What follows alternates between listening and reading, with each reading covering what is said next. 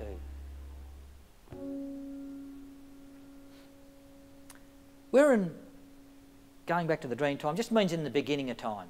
It was plain black. No colour on him whatsoever.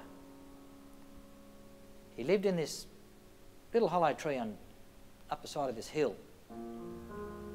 So ask myself, what is performance? Performance to me is a multi-layer experience. If we educate young musicians on a single layer, they only get part of the picture. The Art and Beauty Deep Listening workshops allow students to explore the different layers of music making rather than just getting the parts right. Deep listening is the first step, and we use the Aboriginal term Didiri to help us with this process.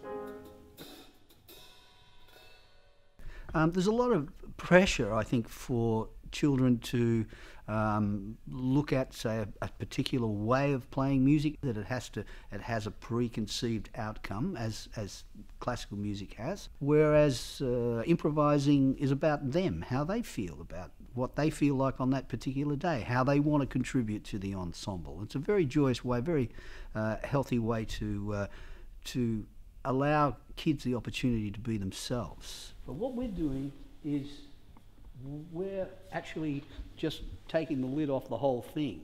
So if at some point, if you want to funk out, if you feel that's appropriate, that's fine. And it's kind of, well, when we do it, you'll hear it. I hope you do it.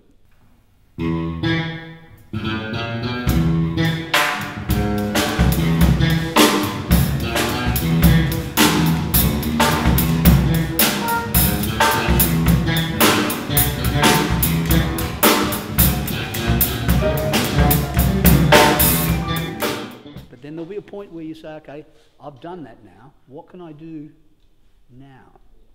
When we get to what can I do now, that's the deep listening concept, because you use your ears. The concept of Didiri,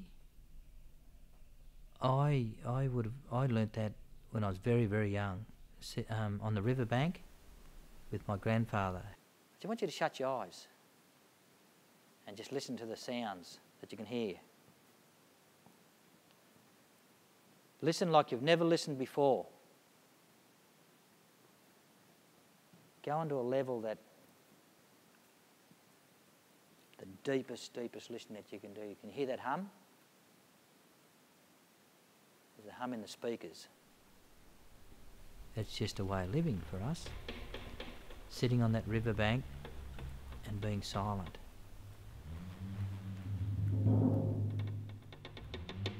I think the concept of deep listening to Dari is very important in music making, collective music making, in that there is only so much room in the air, there's only so much space, and so it's a collective.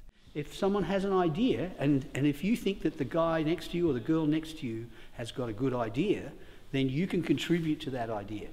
You could play a harmony to that idea.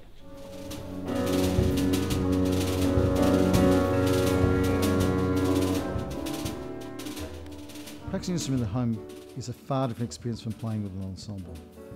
We ask the students to listen, not to just their own ideas or the ideas that are in your head, but listen to the others. Try and contribute, compliment. Don't say anything, but just really be true to that moment. As they listen, they really get a great sense of community amongst each other.